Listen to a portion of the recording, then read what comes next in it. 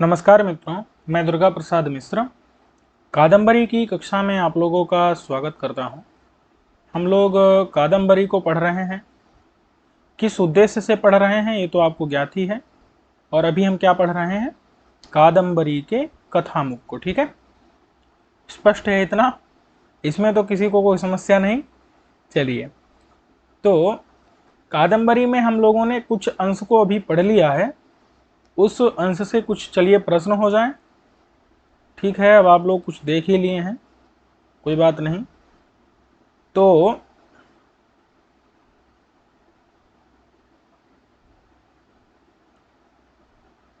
कुछ प्रश्न हो जाते हैं आपसे, जैसे शूद्रक की राजधानी का नाम क्या था? पहला प्रश्न, राजधानी के चारों ओर जो नदी थी उस नदी का क्या नाम था? ठीक है, दो प्रश्न हो गए।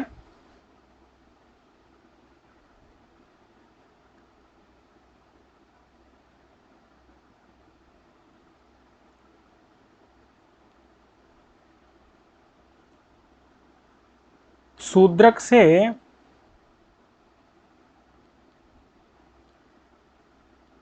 अभिसारिका की तरह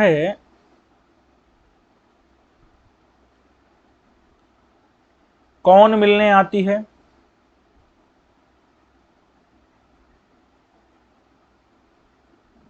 ठीक है, ये हो गया पहला, दूसरा, तीसरा, तीन प्रश्न हो गए। चौथा प्रश्न आपसे पूछ लेते हैं।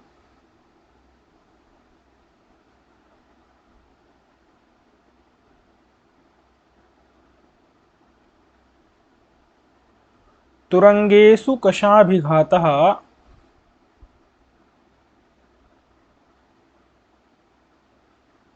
मकरध्वजे चापध्वनिरभूत। ठीक है, तो ध्वनि रभूत यहां तक ये जो है किस ग्रंथ में आया है?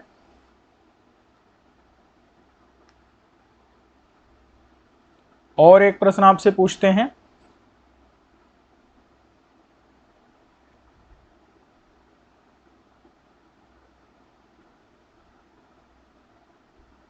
हर इव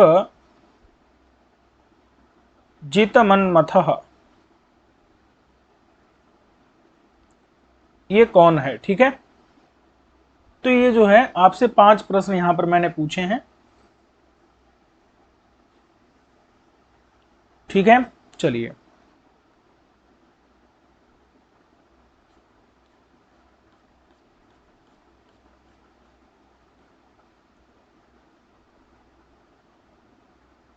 कुछ प्रश्न हमने पिछली कक्षा में आपसे पूछे थे। दिशा मलिकालक भंगताम गतः, ये कौन है? तो दिशा में ना यहाँ पर, अच्छा, दिशा मलिकालक भंगताम गतः में कौन सा अलंकार है? तो यहाँ पर रूपक अलंकार है। पूरे श्लोक में अगर बात की जाए तो विरोधाभास और विषम भी था। ठीक है, वो अन्य पंक्तियों में था।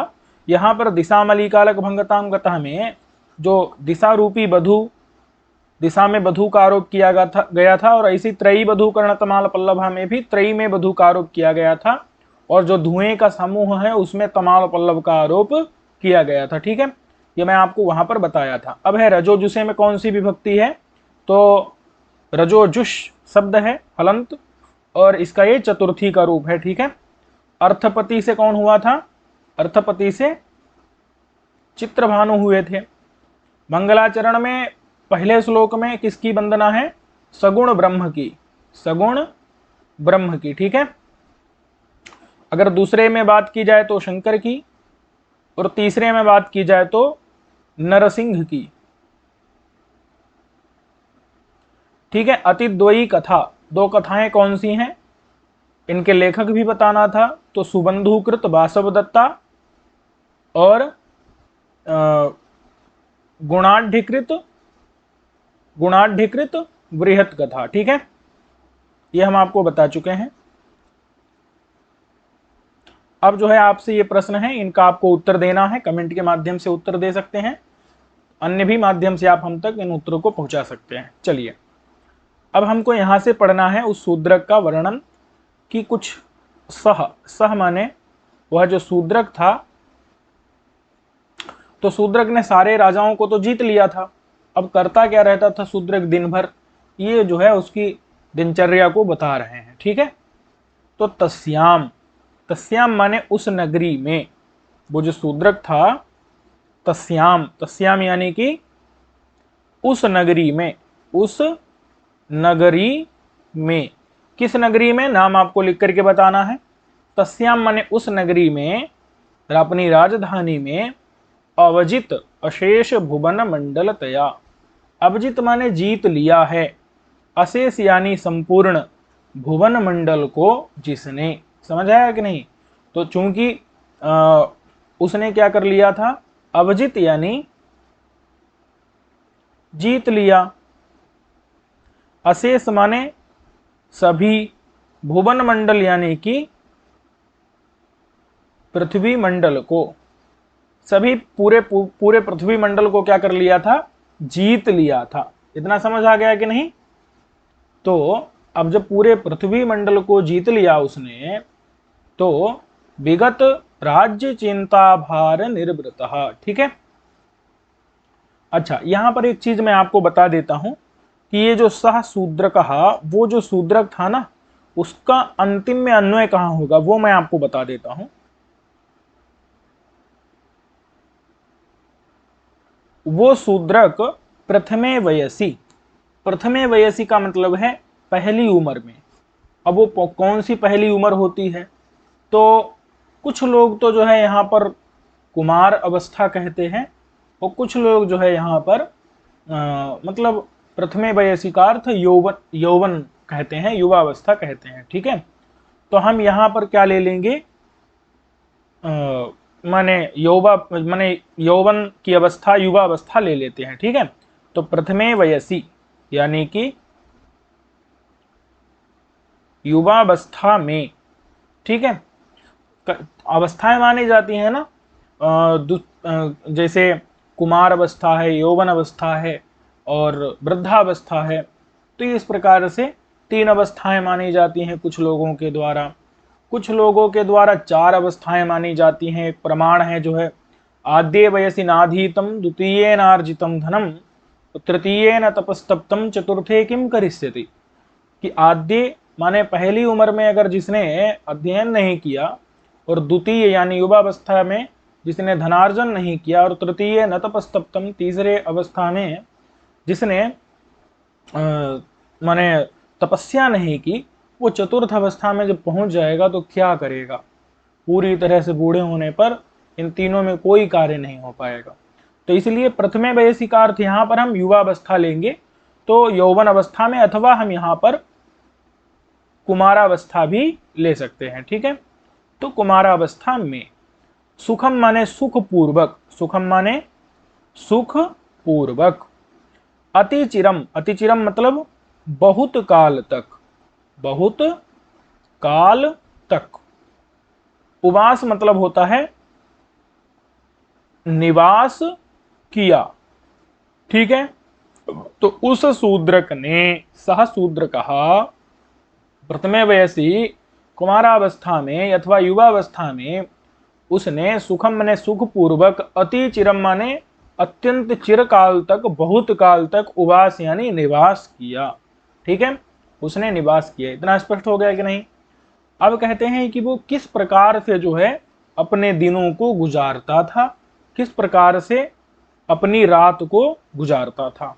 ठीक है, ये चीज यहां पर बता रहे हैं। तो वो अभी जो है आगे बताएंगे, अभी शूद्रक की यही दिनचर्या का वर्णन चलेगा, तो उसमें जो है हम पहले इसको देख लेते हैं, यहां पर ये क्या बता रहे हैं। ठीक है, तो कहते हैं कि सह शूद्र कहा, तस्याम माने उस नगरी में, कैसी नगरी में, अब माने किस अवस्था में, तो अवजित अशेष भुवन मंडल तया, जीत लिया है अशेष माने सभी, भुवन मंडल माने पृथ्वी मंडल, पूर्ण पृथ्वी मंडल को चूंकि जीत लिया था इसलिए निर्वृतः। देखिए 3 शब्द होते हैं, मैं आपको बता देता हूं। एक होता है निर्वृत। निर्वृत का मतलब क्या होता है? आनंदित। ठीक है, आनंदित। ऐसे ही एक होता है निर्वृत्त। निर्वृत्त का मतलब होता है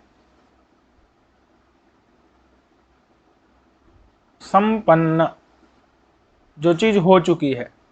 ठीक है, और एक और शब्द होता है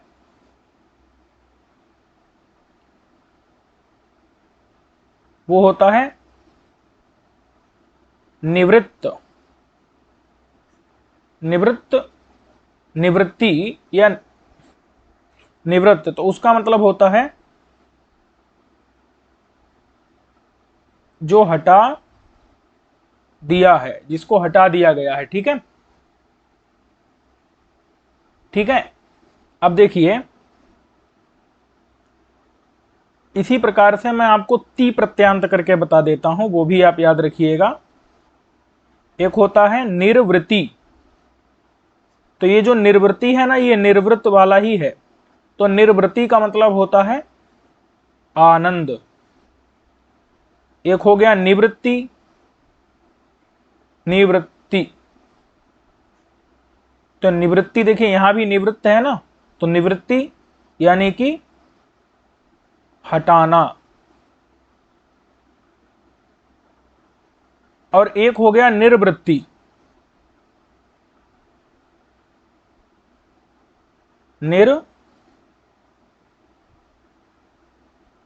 एक हो गया निवृत्ति, एक हो गया निर्वृत्ति। निर्वृत्ति, तो निर्वृत्ति का मतलब होता है होना अथवा उसका संपन्न होना। ठीक है, तो ये जो है कुछ शब्द हैं, इनको आप इनमें अंतर जो है ध्यान रखिएगा। तो यहाँ क्या है? यहाँ निर्वृत्त है। निर्वृत्त का मतलब आनंदित, आनंदित। ठीक है, तो विगत, अब चूंकि उसने सारे भुवन मंडल को जीत लिया है, अभिजीत माने जीत लिया है, शेष माने सभी भुवन मंडल यानी पृथ्वी मंडल को, इसलिए विगत माने छोड़ करके। किसको छोड़ करके? राज्य की चिंता के भार को छोड़ करके। इतना समझ आ गया कि नहीं? विगत माने छोड़ दिया है, दूर हो गया है। क्या दूर हो गया? राज्य की चिंता का भार। इस कारण से निर्वृतः माने सुनिश्चिंत है, आनंदित है, अब उसको कोई भी जो है चिंता नहीं है। ठीक है, तो विगत माने दूर होने के कारण। क्या दूर हो गया है? तो कहते हैं राज्य की चिंता का भार। क्या हो गया है? राज्य की चिंता का भार।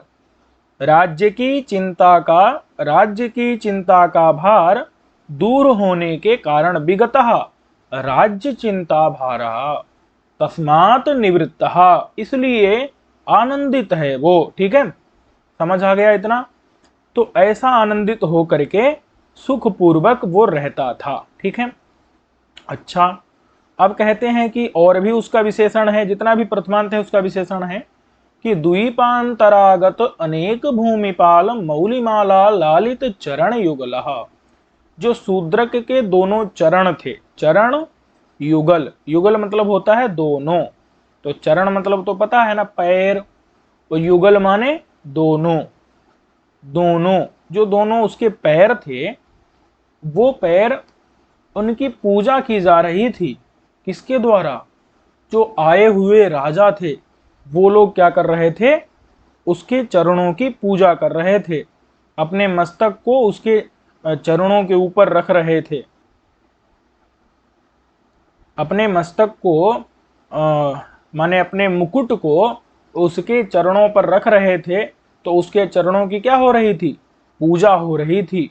उसके जो चरण थे वो माने अनेक द्वीपों से आए हुए जो अनेक राजा लोग अपने मुकुट, एक मुकुट नहीं, अपने अनेकों जो मुकुट हैं उनको उसके चरणों पर रखते थे, इसलिए चरण उसके पूजित होते थे। वही बता रहे हैं कि द्वीपांतर मतलब एक द्वीप से नहीं, भिन्न भिन्न जो द्वीप हैं, द्वीपांतर मतलब होता है भिन्न द्वीप, एक एक द्वीप से नहीं, एक द्वीप से भिन्न जो अनेक द्वीप हैं, उन अनेकों द्वीपों से, अनेकों द्वीपों से, द्वीपांतर मतलब भिन्न द्वीप, भिन्न भिन्न जो द्वीप, उनसे आगत माने आए हुए, अनेक माने बहुत सारे, जो भूमिपाल माने राजा लोग, राजा लोग कहां से आए थे, द्वीपांतर माने विभिन्न विभिन्न द्वीपों से, आगत माने आए हुए, अनेक माने बहुत, अनेक माने जो बहुत से भूमिपाल थे, राजा लोग थे, वो अपने सिर को उसके चरणों पर झुकाते थे, तो उनके सिर में क्या था, मौली था, मौली माने मुकुट था, क्या था, मुकुट था। अब वो मुकुट, अच्छा ये बताओ, जब अनेक राजा होंगे, बहुत से राजा होंगे, तो उनका मौली यानी मुकुट भी कितना होगा, बहुत मुकुट होंगे, तो मुकुटों की पूरी लड़ी लग जाती थी, माला लग जाती थी। बात समझ में आई कि नहीं? तो मुकुटों की जो माला, माला समझ रहे हैं ना, बहुत सारे मुकुट, मुकुटों का पूरा आप कह लो पंक्ति, क्या कह सकते हैं, पंक्ति पूरी जो है मुकुटों की लग जाती थी। उस पंक्ति के द्वारा लालित, लालित का मतलब होता है पूजित, क्या होता है, पूजित, पूजित माने पूजा की गई थी। मुकुट की एक माने मुकुट, एक मुकुट से पूजा नहीं की गई थी, जैसे कहते हैं ना फूल से पूजा करना, एक फूल से, उसकी बजाय पूरी फूल माला को अर्पित करना। तो अनेक भूमिपालों के मुकुट यानी मौली यानी मुकुट की माला के द्वारा लालित माने पूजा की गई थी, पूजित थे चरण युगल जिसके, ऐसा था शूद्रक। समझ आ गया कि नहीं? द्वीपांतरों से आगत आए हुए अनेक जो राजा लोग, उनके मौली यानी मुकुटों की माला यानी पंक्ति से लालित यानी पूजित हैं चरण युगल जिसके, ऐसे चरण युगल वाला था, दोनों चरण युगल मतलब दोनों चरण, ऐसे चरण युगल वाला, दोनों चरण वाला था शूद्रक। ठीक है। लालित का मतलब पूजित होता है, पूजित मतलब पूजित क्या होता है, सादर गृहीत, मतलब मुकुट की माला के द्वारा आदर पूर्वक चरणों का ग्रहण किया गया था। समझ आया कि नहीं? माला, चरण माला के पास नहीं गए थे, माला चरणों के पास गई थी। बात समझ में है कि नहीं? और उसने चरणों को वरण किया था, जैसे होता है ना, मतलब एक स्त्री क्या करती है, पति का स्वयंवर होता था ना, उसमें अपने आप वरण करती थी, उसके पास, पति के पास मतलब उस पुरुष के पास चल करके जाती थी और उसको पति के रूप में मानती थी और उसका वरण करती थी। उसी प्रकार से मुकुटों की जो माला है, पंक्ति है, वो अपने आप जा रही है और लालित मतलब आदर पूर्वक ग्रहण कर रही है, किसका, शूद्रक के चरणों का। और शूद्रक के चरणों में जो अनेक राजाओं के मुकुटों की माला शूद्रक के चरणों में पहुंच रही है और पहुंच करके अपने आप को धन्य समझ रही है। भाई सब राजा लोग शूद्रक को प्रणाम करके क्या समझते थे, अपने आप को धन्य समझते थे। तो मुकुटों की उनके जो माला थी, वो अनेक राजाओं के मुकुटों की श्रेणी पंक्ति माला, वो चरणों में पहुंच करके, चरणों को ग्रहण करके, चरणों को अपना आश्रय स्थान बना करके, चरणों की पूजा करके अपने आप को धन्य समझती थी। ठीक है। तो माला के द्वारा, माने माला मतलब मुकुटों की माला, फूलों की नहीं, किसके मुकुट, राजाओं के मुकुट, उनकी माला, उनकी माला के द्वारा आदर पूर्वक ग्रहण किए गए थे चरण, आदर पूर्वक चरणों को अपना आश्रय बनाया गया था, अपना वो चरणों को वरण किया था। ठीक है। तो लालित मतलब होता है आदर पूर्वक गृहीत, गृहीत माने ग्रहण किए गए थे, आदर पूर्वक, सादर जोड़ दो भाई, सादर गृहीत किए गए थे। ठीक है।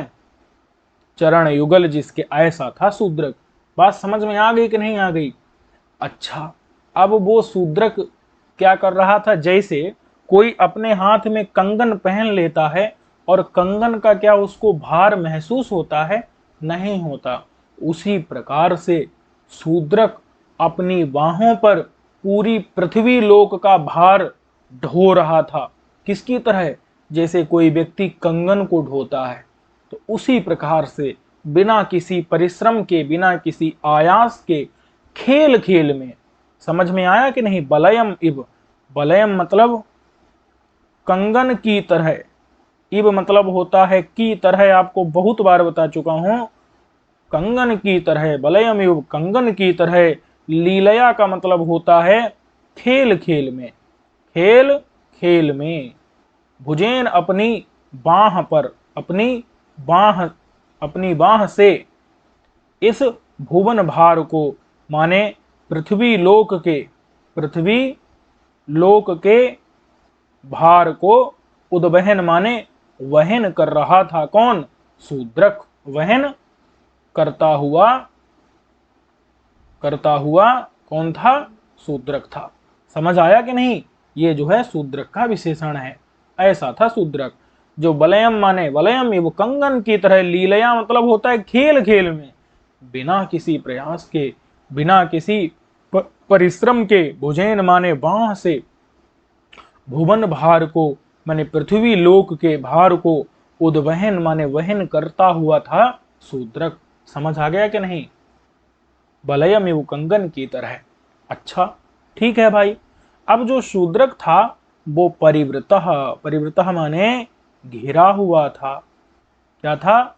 घिरा हुआ था। शूद्रक जो है ये तो शूद्रक हो गया, वो इसके चारों तरफ क्या थे? इसके मंत्री लोग थे। शूद्रक घिरा हुआ था किसके द्वारा? मंत्रियों के द्वारा। बोले मंत्री कैसे थे? तो कहते हैं कि बृहस्पति को भी अपनी बुद्धि से पराजित कर देने वाले। कैसे मंत्री थे इसके? बृहस्पति को भी अपनी बुद्धि से पराजित कर देने वाले मंत्री थे। अच्छा, क्या नए नए भर्ती किए गए थे? नहीं, कुल परंपरा से आए हुए थे। और कैसे थे? तो उन्होंने बार बार कौटिल्यादि नीति शास्त्रों का अध्ययन किया था। ठीक है, अब कौटिल्य तब हुए थे कि नहीं, भगवान जाने। आगे चलते हैं। तो बृहस्पति या बहुत से नीति शास्त्र करता रहे हैं, शुक्राचार्य इत्यादि बहुत से रहे हैं ना। तो उनके नीति शास्त्र का एक बार नहीं बार बार अध्ययन किया था। ठीक है, और क्या है, इसलिए उनके मन जो है क्या था? एकदम निर्मल हो गया था मंत्रियों का मन, और मंत्री राजा से अत्यंत प्रेम करने वाले थे। इस प्रकार के मंत्रियों से शूद्रक घिरा हुआ था। इतनी बात स्पष्ट हो गई कि नहीं? चलिए, तो अमर गुरुम अपि, अमर गुरु को भी, अमर गुरु कौन है? अमर मतलब होता है देवता। अमर माने देवता, और देवों के गुरु, देवों के गुरु, देवों के गुरु कौन है? बृहस्पति। कौन है? बृहस्पति। देवगुरु कौन है? बृहस्पति, देवताओं के गुरु। तो बृहस्पति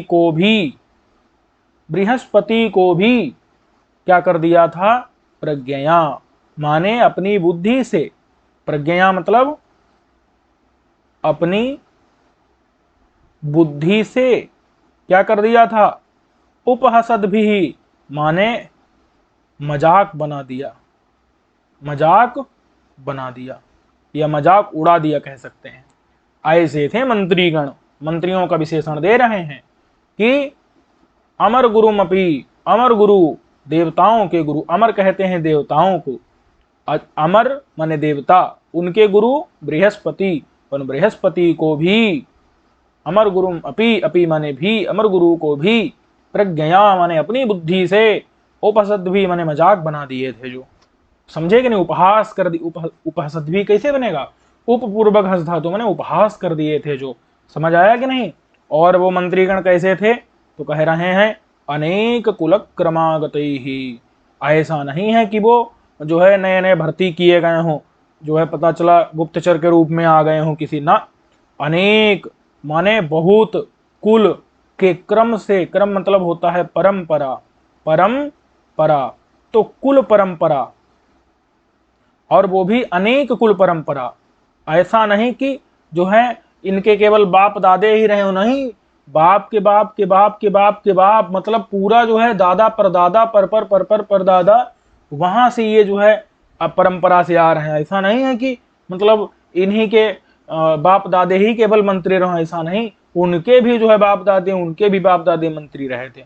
तो अनेक कुल परंपरा से आगत माने जो आए हुए हैं, अनेक कुल परंपरा से जो प्राप्त हुए हैं, ऐसे मंत्री थे।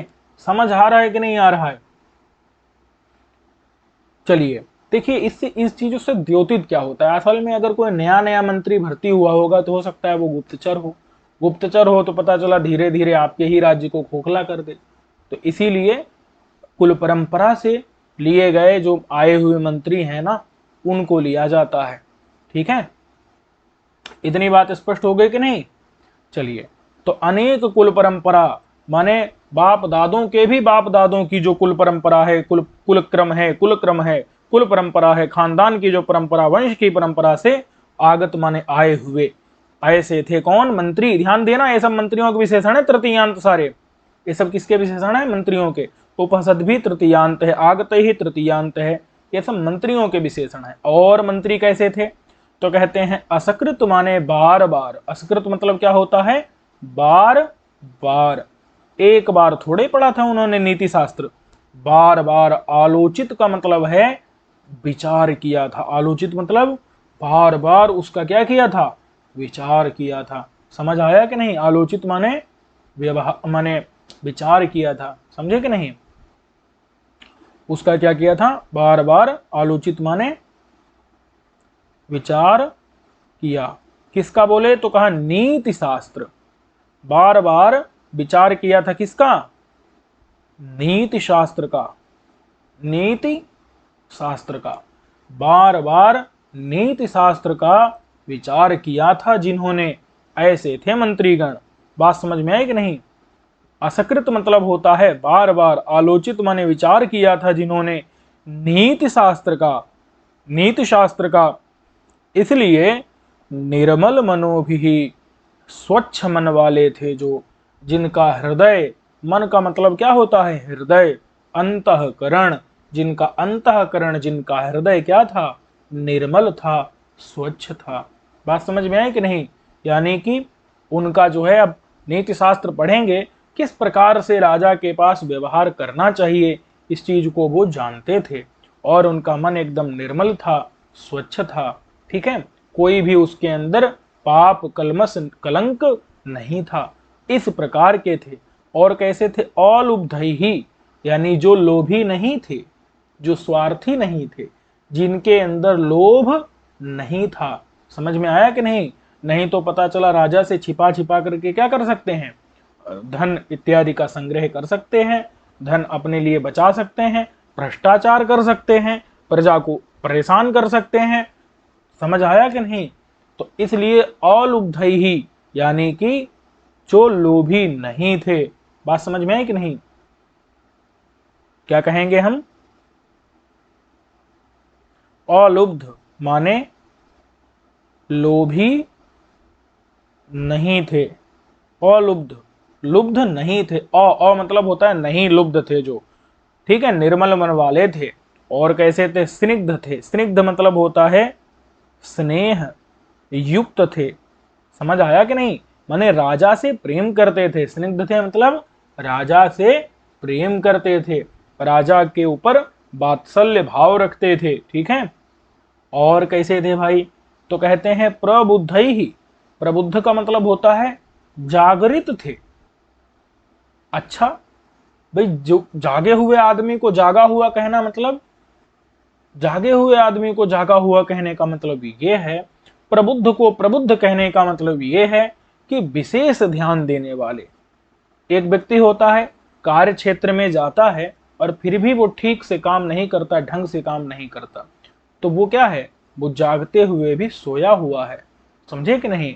हम इस संसार में आए हैं और अगर हमको जो दायित्व मिला है उसको हम पूरा नहीं करते हैं तो हम क्या हैं? हम जागते हुए भी सोए हुए हैं। और हमारा दायित्व तो सबसे पहले जो है, यद्यपि बहुत से दायित्व हैं, एक हमारा स्वार्थ भी है कि हमको इस संसार से पार जाना है, तो अगर हम उसके प्रति निष्ठापूर्वक कार्य नहीं करते हैं तो हम जागे हुए भी क्या हैं, सोए हुए हैं। तो वो मंत्री ऐसे नहीं थे, वो प्रबुद्ध थे, जिस कार्य में हाथ लगाते थे तो उस पर पूरा ध्यान देते थे। समझ आ गया कि नहीं, उस कार्य को अच्छे से समझते थे और करते थे। तो प्रबुद्ध हैं, क्या है, प्रबुद्ध हैं, मतलब प्रकृष्ट बुद्धि वाले हैं।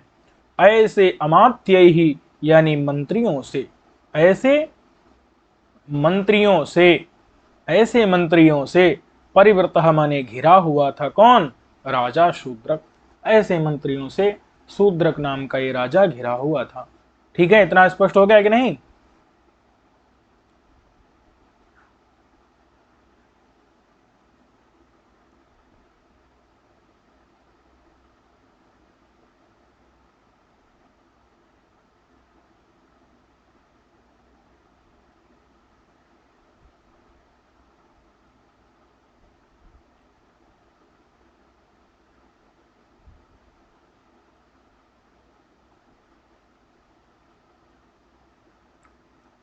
चलिए, तो इतना हो गया। अब देख लेते हैं कि अच्छा ठीक है, तो राजा मंत्रियों से घिरा हुआ था और अपने मित्रों के साथ में क्या करता था, मतलब अपना समय बिताता था। अपने मित्रों के साथ में क्या करता था, अपना समय बिताता था। इतना स्पष्ट है कि नहीं। मंत्रियों से घिरा हुआ था और अपने मित्रों के साथ में अपना समय बिताता था। ठीक है, अब जो इसके मित्र थे वो कैसे थे, तो पहली बात तो ये है कि जो इसके मित्र होंगे, चूंकि ये राजा का पुत्र है तो इसके मित्र भी क्या होंगे, राजा का पुत्र हो, वो भी राजपुत्र होंगे। ठीक है, अब हो सकता है कि वो मतलब अब की थोड़ा अंतर भी इन्होंने आगे जाकर के बताया है कि मतलब राजा के भी पुत्र हो सकते हैं, अथवा किसी ब्राह्मण से, किसी ब्राह्मण से क्षत्रिय जाति की स्त्री में, मतलब पति ब्राह्मण हो और इस जो पत्नी हो वो क्षत्रिय जाति में हो, तो उनका एक जो पुत्र होता है उसको नाम दिया गया है मूर्धाभिषिक्त। तो इसके जो मित्र थे वो मूर्धाभिषिक्त भी थे और राजपुत्र माने राजाओं के पुत्र भी थे इसके मित्र। ठीक है, तो ऐसे मित्रों के साथ में क्या करता था ये, माने अपना दिन निकालता था, दिन और रात जो है क्रीड़ा करते हुए, खेलते हुए अपना दिन और रात जो है ये बिताता था। ठीक है, अब इसके जो मित्र हैं उन मित्रों का वर्णन यहाँ पर, राजपुत्रों का वर्णन यहाँ पर कर रहे हैं। ठीक है, तो जो इसके मित्र थे वो वयः यानी उम्र में, समझ गए कि नहीं, विद्या में और अलंकार में। अलंकार का मतलब है आभूषण। तो जो इसके मित्र थे वो समान थे, क्या थे, समान थे। वया माने उम्र में भी समान थे, विद्या में भी समान थे और अलंकार में भी, अलंकार यानी आभूषण में भी समान थे। समान प्रकार के आभूषण को वो पहने हुए थे, समान विद्या वाले थे और समान उम्र वाले थे। स्पष्ट हो गया कि नहीं इतना। चलिए, अब कहते हैं कि और वो कैसे थे, तो अनेक थे, एक मित्र नहीं था शूद्रक का, अपितु अनेक मित्र थे। ठीक है, अच्छा, और वो जो है मित्र जो थे वो किस जाति में उत्पन्न हुए थे, तो कह रहे हैं कि वो दो प्रकार के थे। एक होता है मूर्धाभिषिक्त, मूर्धाभिषिक्त थे, और दूसरे पार्थिव कुलोद्गत थे। ठीक है, थोड़ा यहाँ पर मूर्धाभिषिक्त शब्द को समझना होगा, मूर्धाभिषिक्त क्या होता है। तो जो मूर्धाभिषिक्त मैं आपको थोड़ा बता देता हूं कि पुरुष जब क्या रहे, क्षत्रिय रहे और उसकी जो पत्नी है, एक मिनट थोड़ी सी गलती हो गई है, पुरुष जब क्या रहे, ब्राह्मण रहे और उसकी पत्नी क्या रहे,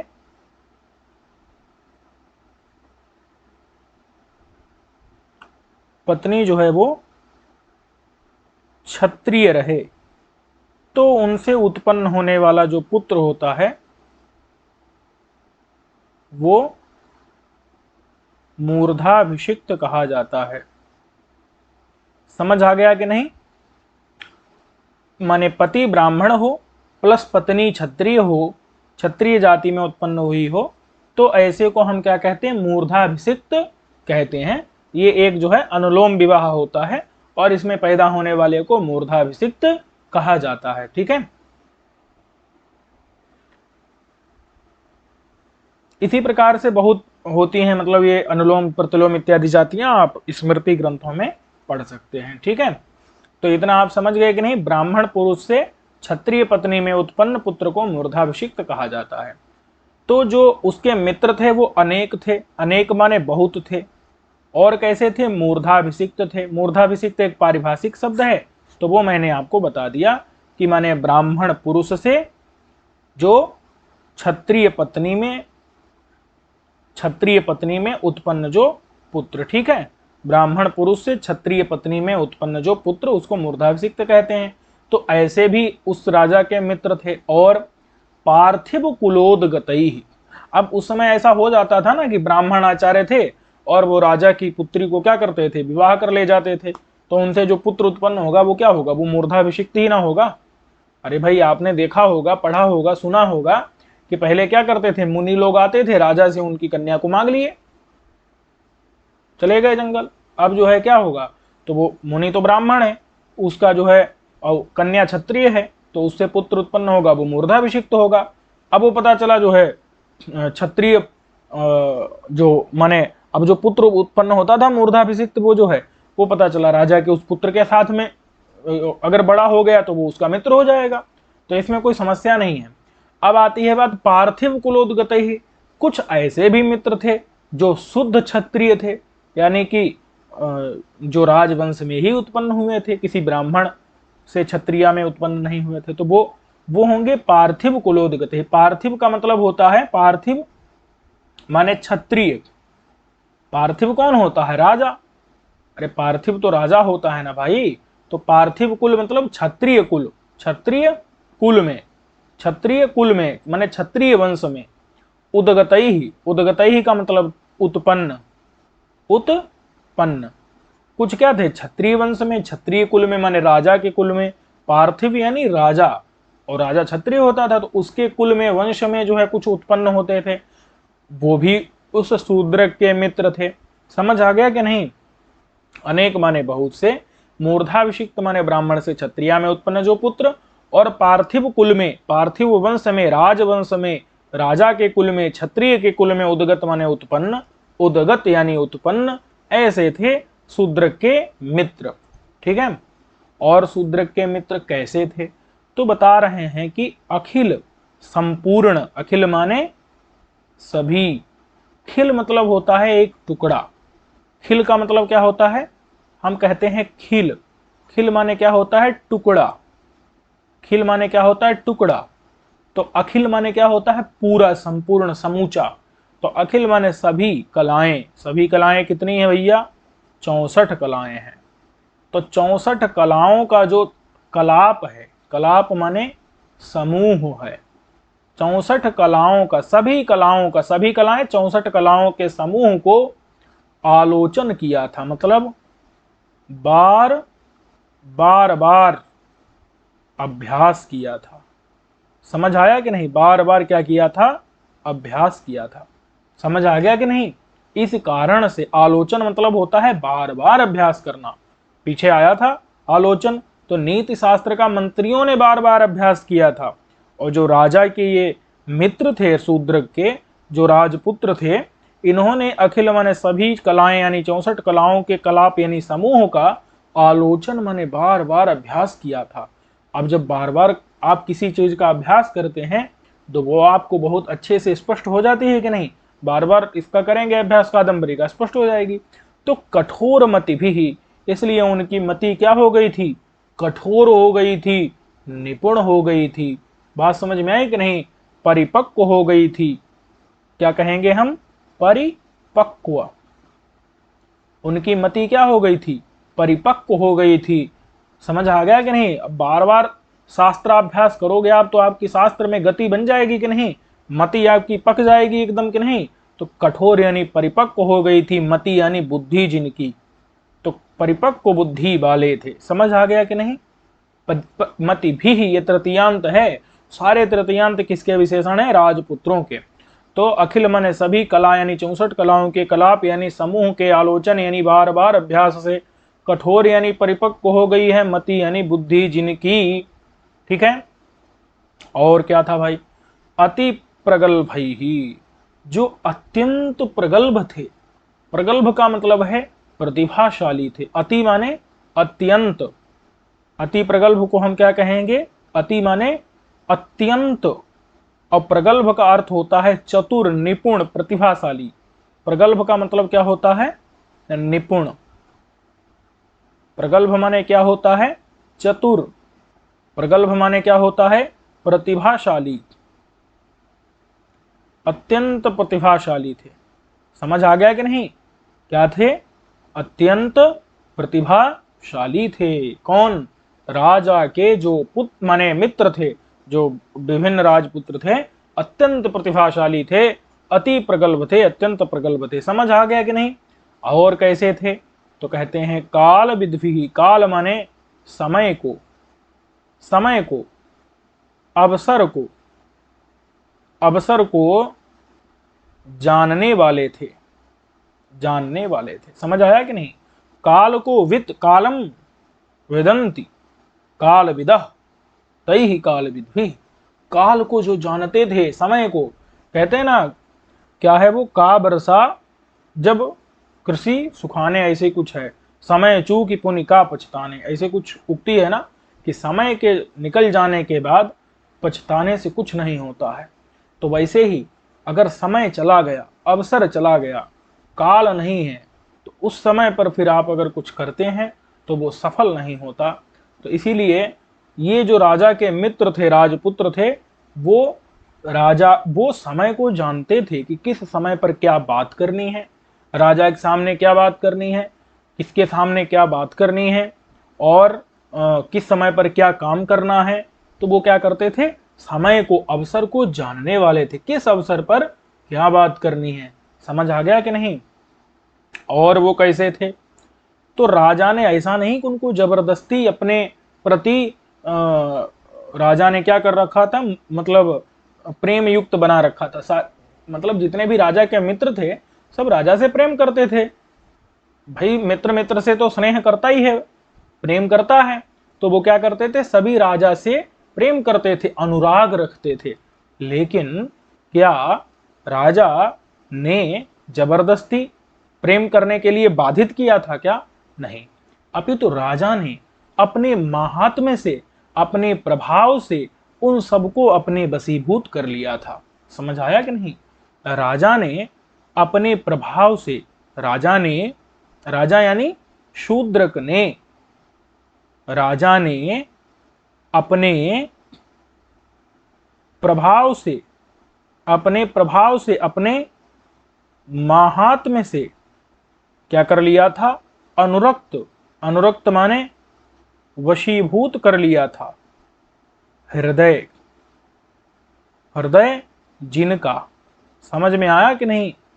राजा ने अपने प्रभाव से, प्रभावानुरक्त हृदय ही, प्रभाव से राजा ने अपने महात्म्य से अनुरक्त माने वशीभूत कर लिया था हृदय जिनका।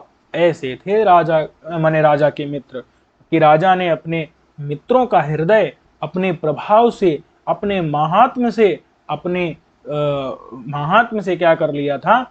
उनका हृदय, उनका मन, उनका चित्त, उनका अंतःकरण, उसको अपने अनुरक्त कर लिया था, अपने वश में कर लिया था, अपने में लगा लिया था। समझ आ गया कि नहीं? शूद्रक ने जबरदस्ती किसी का अंतःकरण, किसी का चित्त, किसी का हृदय अपने तरफ खींचा क्या? नहीं। अभी तो अपने महात्म्य से राजा ने, अपने प्रभाव से राजा ने उनके चित्त को खींच लिया। समझ आया कि नहीं?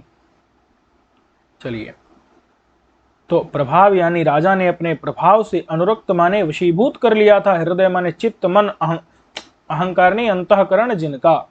अपने महात्म्य से राजा ने प्रभाव से अनुरक्त कर लिया था हृदय जिनका। ऐसे थे हृदय ही, हृदय माने वद भी, ऐसे हृदय वाले कौन थे? राजा के मित्र थे। और राजा के मित्र अग्राम्योपहास कुशल ही। देखिए कुछ लोग होते हैं ना, वो उसको कहा जाता है, मतलब जो ग्राम इत्यादि में विशेष मनोरंजन के साधन होते नहीं हैं, तो वो क्या करते हैं कि चूंकि शास्त्र इत्यादि पढ़े नहीं होते, और क्या है ना कि क्या है, कालो गच्छति धीमताम, काव्य शास्त्र विनोदेन कालो गच्छति धीमताम, व्यसनेन तु मूर्खाणाम निद्रया कलहेन वा। तो जो मूर्खों का समय होता है वो व्यसन यानी किसी लत में, किसी गंदी आदत में चला जाता है, या फिर निद्रा में सो करके गुजार देते हैं, या कलह यानी झगड़ा करके गुजार देते हैं। और जो धीमताम यानी कि विदुषाम माने विद्वानों का जो काल होता है वह काव्य शास्त्र विनोदेन गच्छति, माने काव्य शास्त्र में वो आनंद लेते हैं। तो इस प्रकार से जो है समय गुजरता है। चूंकि ग्राम आदि में ना अभी और ना तब जो है विशेष शिक्षा का तो प्रचलन था नहीं, तो मतलब शिक्षा थी नहीं उतनी अधिक शास्त्र आदि का ज्ञान न होने की वजह से अब शास्त्र में तो जाएगा नहीं समय गांव के लोगों का, तो किस में जाएगा, तो निद्रा, कलह, व्यसन, व्यसन यानी किसी गंदी आदत में जाएगा, बुरी लत में जाएगा, जुआ खेलना इत्यादि बहुत सारी वहां पर चीजें होती हैं। तो अब वहां के जो मजाक होते हैं ना गांव में, तो वो मजाक भी किस, अब वो शास्त्रीय तो होंगे नहीं, तो इसीलिए वो मजाक भी कैसे होते हैं, वो अश्लील मजाक होते हैं। तो अश्लीलता न आ जाए ऐसे प्रकार के मजाक राजा के मित्र करते थे, जानते थे। वो जो राजा के मित्र थे वो ग्राम में मजाक नहीं करते थे, ग्राम में यानी अश्लील उपहास या मजाक नहीं करते थे, अपितु मतलब सुसभ्य सुसंस्कृत मजाक करते थे। ठीक है, शास्त्रानुकूल मजाक करते थे, या कह सकते हैं नागरिक नगर वाला मजाक करते थे। समझ आ गया कि नहीं? चलो आगे। तो अग्राम्य का मतलब क्या है, जो ग्राम में नहीं है, मतलब गांव का या गंवारू मजाक नहीं है। तो अग्राम्य माने जो ग्राम का नहीं है। दूसरी तरफ ग्राम्य का मतलब होता है अश्लील, ऐसे समझ लो आप लोग। ग्राम में जो मजाक होता है ना वो अश्लील होता है, और अग्राम में लिखा है ना, यानी कि जो अश्लील नहीं है, अश्लीलता से, अश्लीलता रहित जो उपहास, उपहास माने मजाक, तो अश्लीलता रहित जो उपहास है, मजाक है, उसमें कुशल थे, उसमें निपुण थे। कौन कौन? जो राजा के मित्र थे। तो अग्राम्य यानी कि ग्राम्य माने अश्लील, और अग्राम्य का मतलब है अश्लीलता रहित जो उपहास यानी मजाक, उसमें कुशल थे, निपुण थे। अच्छा, ये राजा के मित्रों का वर्णन चल रहा है। और राजा के मित्र कैसे थे? तो इंगिताकार वेदिभिः। इंगित, इंगित मतलब होता है जैसे हम उंगली इत्यादि उठा करके क्या करते हैं, हम आपकी तरफ जैसे इशारा कर दिए, या किसी अन्य की तरफ इशारा कर दिए, दूसरी तरफ इशारा कर दिए, तो इसी को कहते हैं इंगित। और आकार किसे कहते हैं? तो हम अपनी आंखों से इशारा करें, ठीक है, अपनी भौहों से इशारा जब किया जाता है, स्त्रियां इत्यादि करने में कुशल होती हैं, अभिनेता नट इत्यादि करने में कुशल होते हैं। तो आकार का मतलब होता है जो अपने नेत्र से, अपनी भौहों से जो किसी चीज की तरफ इशारा कर दिया जाए। और इंगित का मतलब होता है जब उंगली इत्यादि किसी हाथ इत्यादि हिला करके, मतलब चेष्टा के द्वारा जब इशारा किया जाए। तो दोनों में अंतर समझ आ गया कि नहीं? इंगित का मतलब क्या होता है, जब चेष्टा के द्वारा हाथ उंगली इत्यादि हिला के जब इशारा किया जाए। और आकार का मतलब क्या होता है कि अपने भौं या नेत्र इत्यादि को थोड़ा सा हिला डुला करके जब इशारा किया जाए। तो इंगित और आकार दोनों में अंतर समझ गए कि नहीं? इंगित माने जहां चेष्टा करके, वो आकार का मतलब भौहें नेत्र इत्यादि को हिला करके, ठीक है। इसमें चेष्टा मतलब हाथ इत्यादि को हिला करके। तो इन दोनों प्रकार के इशारों को, इंगित वाले जो इशारे होते हैं चेष्टा हाथ इत्यादि के द्वारा, और आकार यानी भौं नेत्र हिला करके जो इशारे होते हैं, दोनों प्रकार के इंगित आकार माने दोनों प्रकार के इशारे, दोनों प्रकार के इशारों को वेद भी माने जानने वाले थे, जानने वाले थे। समझ आ गया कि नहीं? जो शूद्रक के मित्र थे वो इंगित माने चेष्टा या हाथ से किए जाने वाला इशारा, वाकार माने भौहें या नेत्र के द्वारा किए जाने वाले इशारों को वेद भी यानी जानने वाले थे। समझ आ गया कि नहीं? चलिए आगे चलते हैं। और वो कैसे थे भाई? तो कहते हैं काव्य, नाटक, आख्यान, आख्यायिका, आलेख्य, व्याख्यान इत्यादि क्रिया निपुण ही, मतलब वो लोग काव्य भी कर लेते थे। समझ आया कि नहीं? गद्य की रचना बना दी, कभी पद्य की रचना बना दी, ठीक है, कभी नाटक जो है पता चला नाटक ही बना दिया, और आख्यान, आख्यान मतलब कि कथा इत्यादि का विशेष भेद, आख्यान बना दिया, कभी आख्यायिका बना दी, बासव दत्ता बना दी, जो है बासव दत्ता जैसी कथा लिख दी, कभी आलेख्य, आलेख्य का मतलब आप लोग याद रखिएगा चित्र निर्माण, आलेख्य मतलब क्या होता है? चित्र निर्माण, ठीक है। आलेख्य मतलब लिखना नहीं होता। पहले ना जो लिख धातु का अर्थ क्या था? जो पत्थर इत्यादि में काट काट के खोद खोद के बना देते थे चित्र, पत्थरों को काट उठ के चित्र बनाते थे ना, उसको आलेख्य कहते हैं, ठीक है। जो पत्थरों को खोद खोद काट काट के बनाया जाता, तो लिखना का मतलब पहले क्या होता था? जो थोड़ा सा जिसमें जो है खोद खोद के बना देते हैं वो। तो आलेख्य मतलब होता है चित्र निर्माण, ठीक है। व्याख्यान दे देते थे भाई, उसके जो मित्र थे वो व्याख्यान में भी बड़े ही कुशल थे, ठीक है। और कैसे? व्याख्यान इत्यादि जो क्रियाएं, उन क्रियाओं में या इत्यादि जो क्रिया, उन क्रियाओं में क्या थे? निपुण थे। समझ आ गया कि नहीं? और राजा के मित्र काव्य, नाटक, आख्यान, आख्यायिका, आलेख्य माने चित्र निर्माण, व्याख्यान इत्यादि क्रियाओं में अत्यंत निपुण थे, चतुर थे। इतना समझ आ गया कि नहीं? इस प्रकार के थे राजा के मित्र।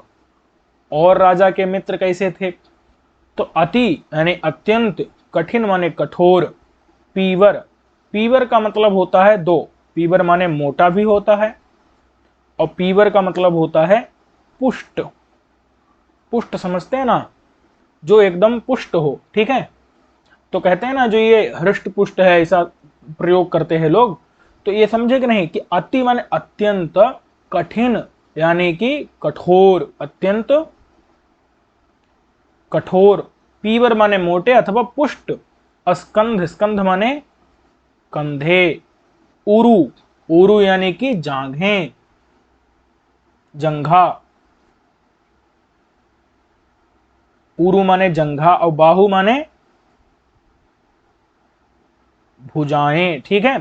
तो जिनकी अति माने अत्यंत, कठिन यानी कठोर, अत्यंत, अति माने अत्यंत, कठिन माने कठोर, पीवर माने पुष्ट अथवा मोटे, स्कंध माने कंधे, उरु माने जंघा, और बाहु माने भुजाएं थी जिनकी, ऐसे थे राजा के मित्र। समझ आ गया कि नहीं? कि जो राजा के मित्र थे वो अत्यंत कठोर, पीवर यानी कि पुष्ट अथवा मोटे, स्कंध माने कंधे, उरु माने जंघाएं, बाहु यानी भुजाओं वाले थे, ठीक है। ऐसी भुजाएं हैं जिसके, ऐसे थे। और असकृत, असकृत मतलब होता है बार बार। देखो ये असकृत शब्द भी असकृत आया है, माने ये जो बार बार शब्द भी कितनी बार आया है? बार बार आया है, ठीक है। असकृत माने बार बार। अवदलित, इधर रीता बुला लेते हैं। अवदलित का मतलब क्या है?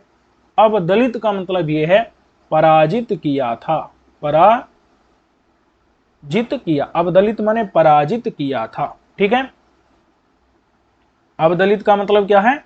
पराजित किया था। अच्छा, किसको पराजित किया था भाई? तो यहां जो है कुछ छूटा हुआ है, उसको जोड़ देते हैं।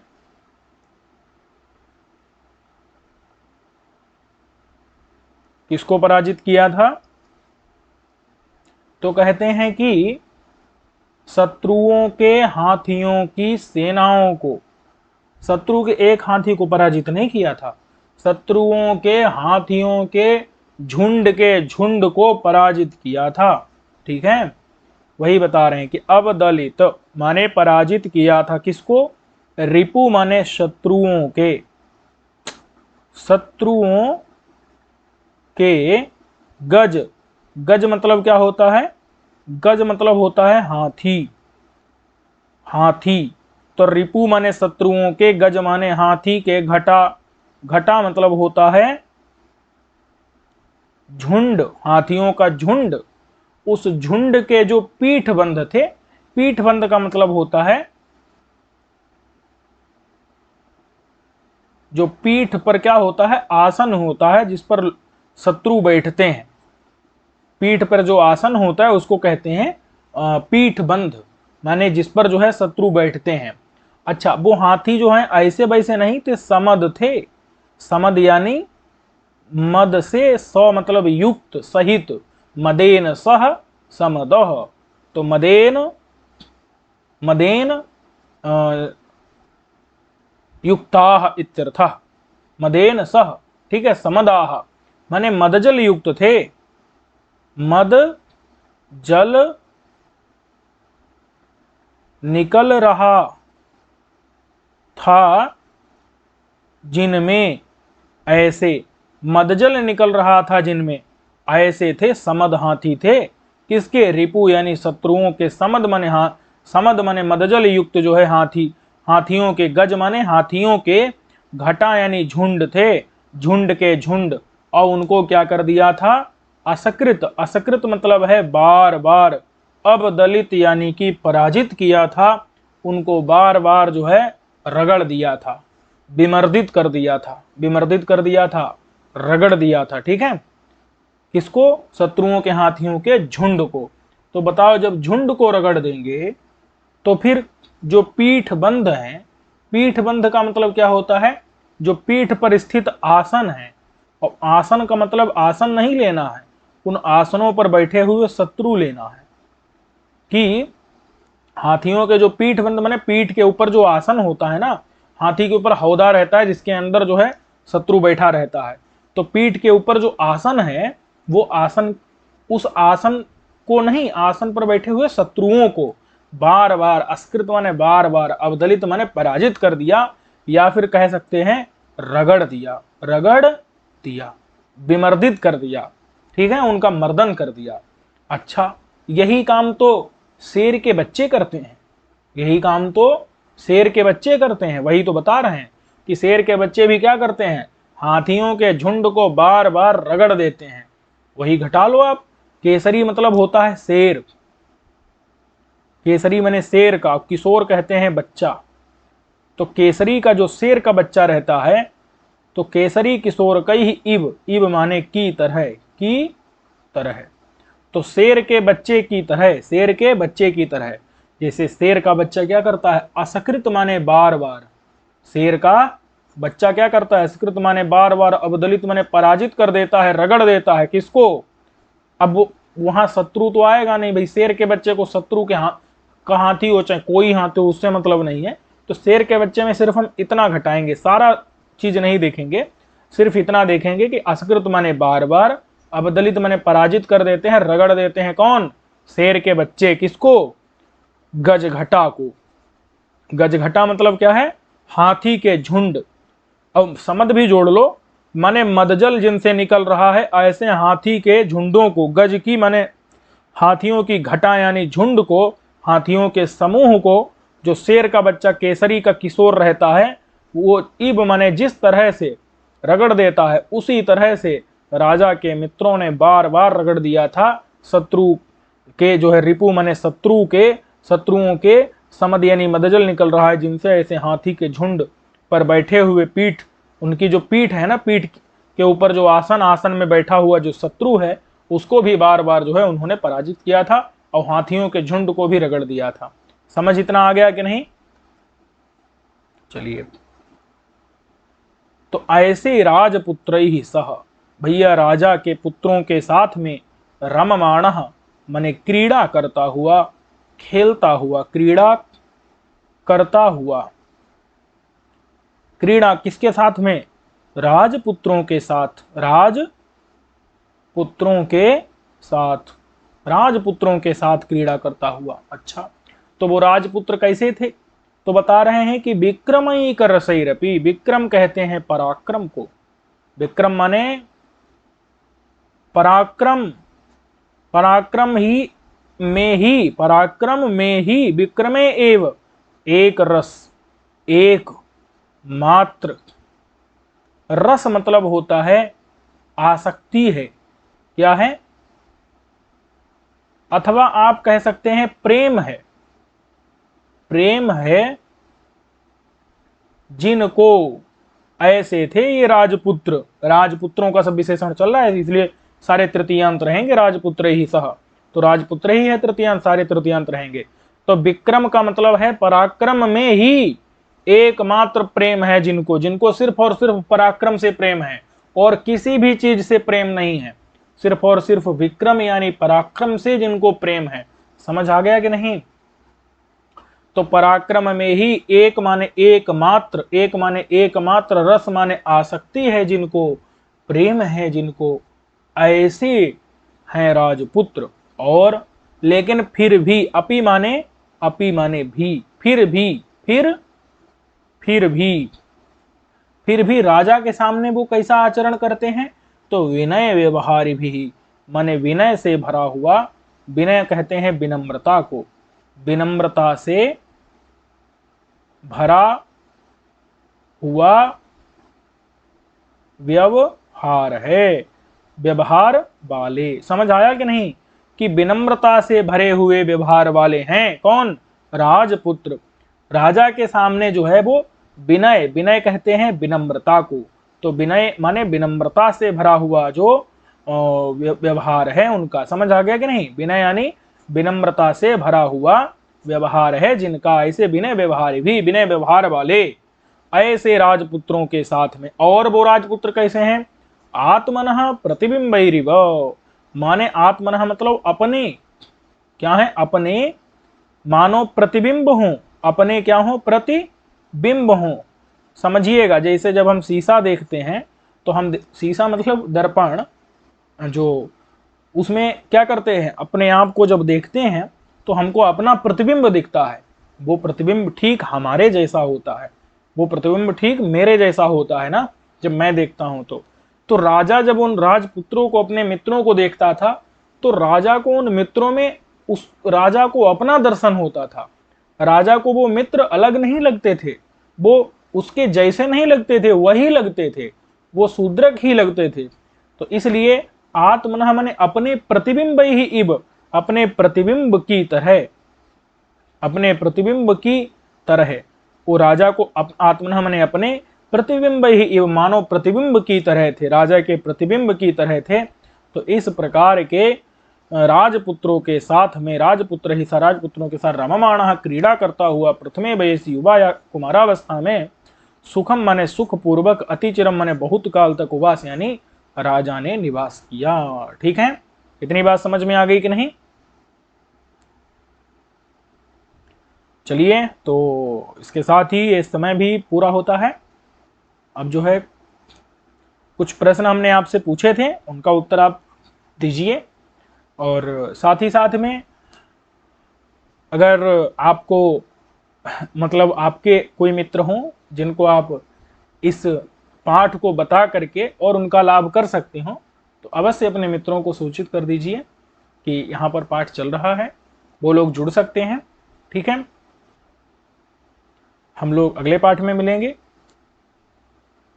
सर्वेभ्यो नमः, नमो नमः।